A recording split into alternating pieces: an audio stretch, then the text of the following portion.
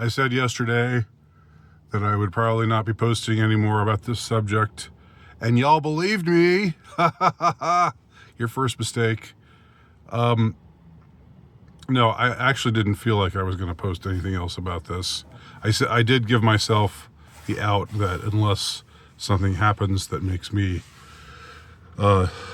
think that maybe something I might have something to offer that would be of interest to some of you. So that's the excuse that I'm using now to talk about this. I want to talk about the movie Being Charlie again. When just to go through a bit of history, when I first heard, when I woke up early in the morning, I guess it was the morning of December 15th, and if I'm off on the date, then forgive me. But I believe it was the 15th. I think the murders took place on the 14th, the evening of the 14th, the early morning of the 15th. When I woke up, in any case, whatever day it was, and I saw what had happened, and I saw that a movie had actually been made by Rob Reiner, co-written by Nick Reiner, about Nick Reiner's struggles with addiction, and that there was a stand-in, there was like a stand-in Nick character, and there was a sort of stand-in Rob character, and that the two of them had gone on this press blitz afterwards, and watching the interviews that they do is very, very uncomfortable. It's uncomfortable even knowing, I think even without knowing the direction that things ultimately went. It's uncomfortable. And at first I thought it was uncomfortable because I thought that Rob was trying too hard to sort of smooth things over for Nick, and that, that Rob was being nice dad, good dad, and that Nick was just, this is sort of the consensus, which is, in line with what the consensus is, that Nick was just a brat. Nick was just, born into luxury, born into opulence, born into fame, and just still couldn't hack it. Where so many of us good salt of the earth types, like myself, I do not include myself among them. I'm not a good salt of the earth type, but so many of us go out and we bust our asses every day, and we didn't have millions of dollars. We didn't have a trust fund. We didn't have a famous dad who made a bunch of blockbuster movies in Hollywood. But we did all right. We didn't become drug addicts and then apparently, allegedly, violently murder our parents, which was the subject of my last video. But in watching that movie again, or considering that movie again, that movie Being Charlie, and thinking of what, sort of where things went with it. And there's an interview with someone, I should know his name, but I don't. But I saw one of the members of the Dopey podcast. Okay, there were two guys who did the Dopey podcast, and one of them, these were two ex-addicts who talked about addiction but who kind of kept it light and sometimes told funny stories about the crazy messed up things that they would do when they were addicted. And they had sometimes like famous people on or semi-famous people on to talk about their own struggles with addiction, and the whole idea was, we're going to come on and just be honest about it all. And Nick was one of their guests. Nick Reiner was a guest on their show a few times, and so one of the Dopey guys is on this YouTube video with a guy named Hamilton. And this Hamilton guy, he's got it going on. At least he did in this interview. He nailed it. He talked about how he went back and watched Being Charlie, and for him it was just and watching the movie itself and the sort of untenable way in which the movie was made, because originally, apparently, the original script by Nick Reiner was just about written from his point of view, about his experiences. And the thing is, if you're an addict, or if you're anybody who's struggling with, and part of what you're struggling with involves your upbringing, then you want to hear honestly from that guy's point of view. And hearing honestly from that guy's point of view means that the people who raised you aren't necessarily going to come off that great. If you have, and it might wind up being wind up being unfair or unbalanced or mean-spirited, even. And it shouldn't be seen as, the truth, the whole truth, and nothing but the truth. But it is the truth from the point of view of the struggling person. So if this movie had been made, or if some project had been made, a movie or not, maybe, just if a book had been written by Nick Reiner, or some other project that just involved Nick Reiner, and it was, him writing autobiographically, or semi-autobiographically, and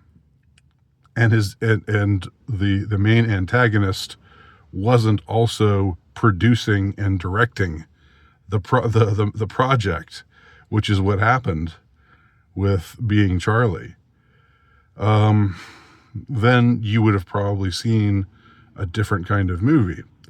What Nick says in one of these interviews that he's on with his dad, where they're sitting together uncomfortably, and Rob is doing just about all of the talking, and Nick is sitting there for most of it. Occasionally, there are some where he just looks totally out of it. He looks defeated. He looks like he doesn't want to be there. And again, my original viewing of these videos was to say to myself, well, Rob is doing his best to be the good dad, to try to say, he goes out of his way to say, oh, we sent you to all of these places, we sent you to these rehabilitation places where they did tough love, but now I see that really wasn't what I should have done. I should have listened to my gut and been compassionate towards you instead of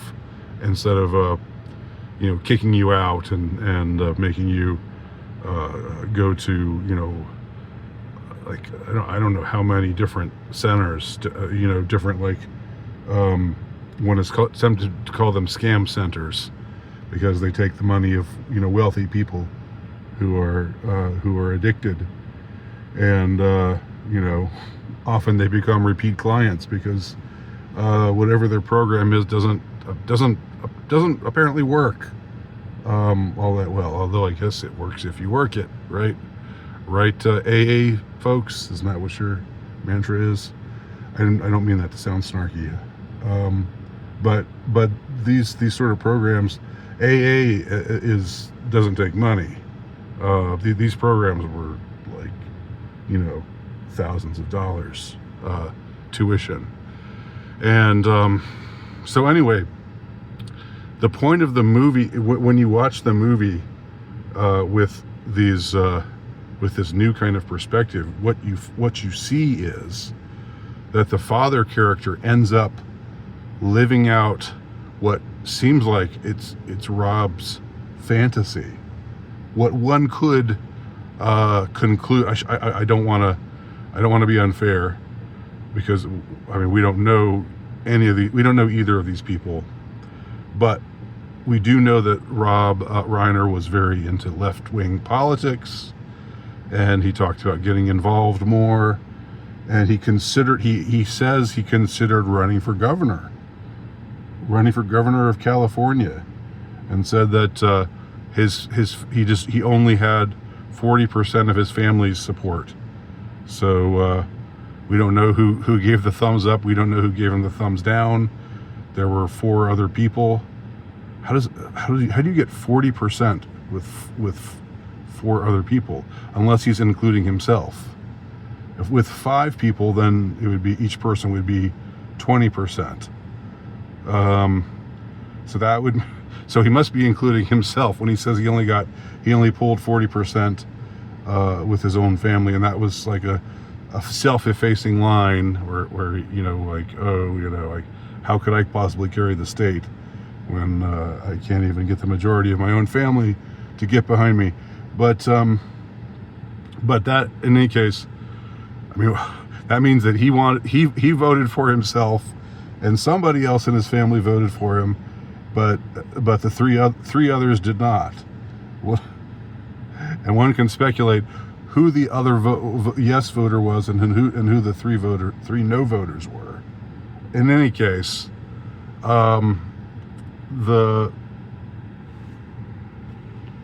what we do know from this story, and it's told in a self-effacing way, which Rob has or had, and it's what makes him likable, even if you find him insufferable with his political rants and everything.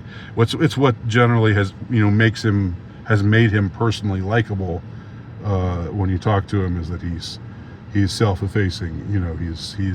He seems down to earth. He just seems like a dad, like a big old teddy bear kind of guy, and it's very disarming. But what I think you find if you watch these interviews, which are still out there, you can find them. I mean, they're all over YouTube. These interviews that they did together, and you can also find people's analysis, and I'm sure there's tons of body language analysis stuff that's out there now. Yeah, I don't know what all the body language people are saying, and whether it's bogus or whether it's actually astute. But what I would say from those videos, what can be gleaned, is that this became Rob's project. This started as the story of Nick struggling to recover, struggling to make his recovery from being the family fuck up, from being what I called before everybody's scapegoat. We all hate people who have it all, who are born with a silver spoon in their mouth, and they can't even get it together, and they mess things up for everybody. It's like we have license to hate somebody like Rob Reiner.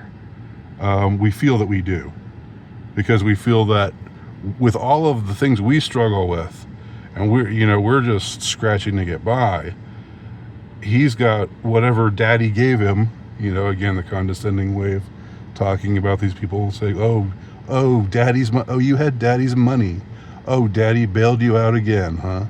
And so forth. Well, if the point is, if he was supposed to make a movie about struggling to recover from addiction, then that movie needed to be from his point of view. It needed like Hamilton says in this like this Hamilton guy says in this interview with the Dopey podcast guy, which I will link below. I will make an extra effort to remember to link it below. He points out that there's something really untenable about Rob Reiner being the producer and the director of this movie that's supposed to be about his son's struggles with with him, because in the movie, the character, the stand-in equivalent of Rob Reiner's character, Carrie Elwes, is this former actor who's now running for governor, and so Nick, meanwhile, is struggling with addiction. He's in and out of rehab, and getting together with his drug addicted friend and partying, and then getting clean for a little while, and then something else sets him off, and he's it seems like it seems like a compassionate take on Nick's character's struggles, until you consider it in its totality. When you consider the movie in its totality, and I invite you to watch it if you want to watch, if you're interested, take a look for yourself. See if you think I'm right, or if you think I'm totally off base here. Because I know a lot of people just hate me, or don't hate me. I don't want to be overly dramatic. You don't even know me. But I know a lot of people really don't want to hear the things that I'm saying here. And think that I'm just making excuses for a drug addicted double murderer of his own parents. I'm not making excuses. I'm not pardoning anything. I'm not saying don't judge the act as terrible, because obviously the act was terrible. What I'm saying is, we don't know what the story is. We don't know what led things to that point. That was the main thrust of my point in that last video. And what I'm saying here is, if you watch the movie, the 2015 movie Being Charlie, what you will find, I think, if you pay attention, is that the dad character ends up getting what he wants. He wins. He thinks his son is going to be a thorn in his heel. It's going to keep him from getting votes, and that's what the polls are saying. And so it looks like he's going to lose. He's not going to end up being the governor after all. He's going to lose to a Republican. Oh no! And then, through some miracle, even a Republican district of California, and I know there are such places, even that district ends up coming through for Rob's alter ego character, and he ends up winning the governorship. So he gets what he wants. He wins. This becomes a wish fulfillment fantasy for Rob Reiner. He gets to be the governor of California. and then Nick gets to he gets to have something where he says to his son, look, I'm sorry, I shouldn't have listened to all those people telling me to employ tough love. I should have had more compassion on you. So we get to see him, treating his son nicely in the end. And then, and then they hug, and they reconcile. And the only thing we hear Nick's character, the alter ego equivalent of Nick's character, the only thing we hear him say is, I started taking drugs because I had to get rid of the noise. The noise was too much. And then the drugs, then after a while, I found the drugs just added to the noise. They just made the noise worse. So we just hear him refer to the noise. What the hell is the noise? What is the noise? What caused the noise? We don't know. We don't hear anything else but that. There's no other explanation. Not that a movie has to explain anything. Not that art should explain something. per se, like a math equation, but we should be given some kind of, there should be some kind of indication, some kind of suggestion about what really brought this about, what made this young guy who had everything, decide to get on hard drugs.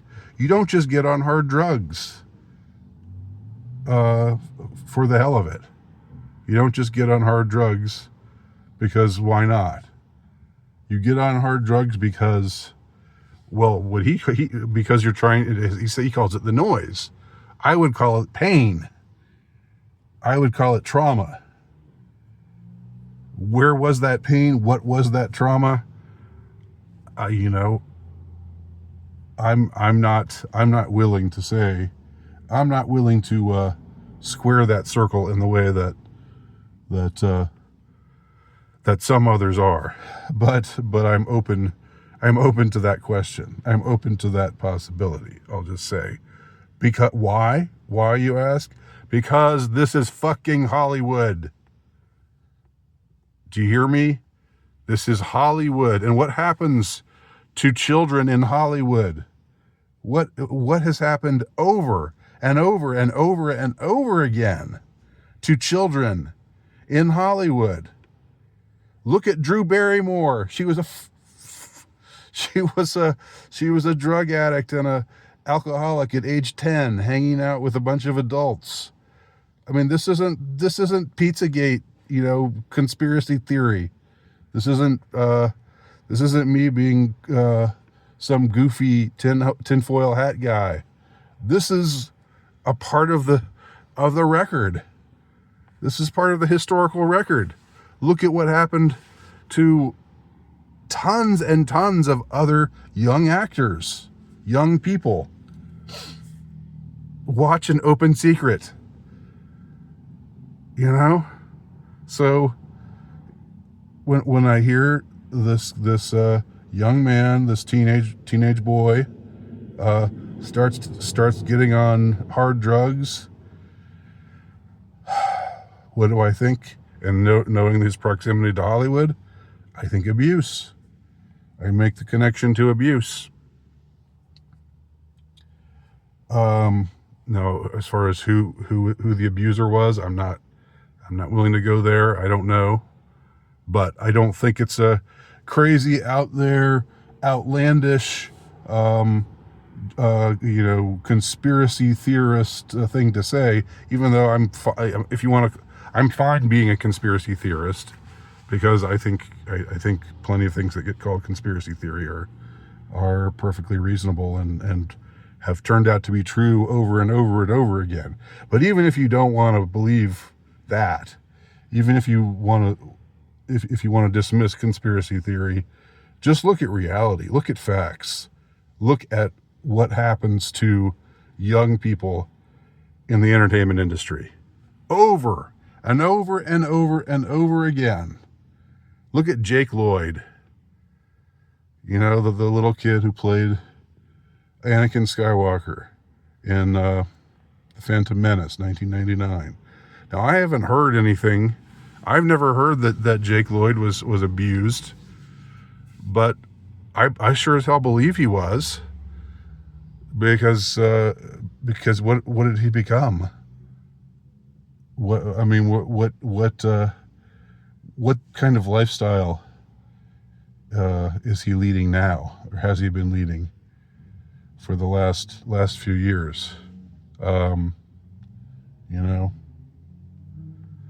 This is part of a major problem. Okay. And again, just to get back before I finish up here, to get back to the movie, the movie is basically, yeah. I mean, I agree. I agree with Hamilton, with the Hamilton YouTuber. The movie is ultimately because Rob Reiner had to get involved in this movie about his son. Why can't he couldn't have just said, look, this is Nick's story. He needs to tell it. Let him tell it. I'm going to stay the hell out of this. He's my son. I love him. He's struggling with what he's struggling with. He needs to tell the truth as he sees it, because that's the only way we get real art, is when someone is given a chance to tell the truth as he sees it. I don't need to horn in here. I don't need to make this, to make this the Nick and Rob show. I don't need to become, the dad figure who's running for governor and who gets to be governor in the end, and who gets to say nice things to his son and gets to be exonerated in every way. And his son just says, I couldn't handle the noise. What was the noise? What was the noise? What's the noise? There's no answer is given in the movie about what this so-called noise was. So anyhow, those are my thoughts on the movie Being Charlie. Those are my reconsidered thoughts on it. And that's where I'm going to end this video. Thanks for watching.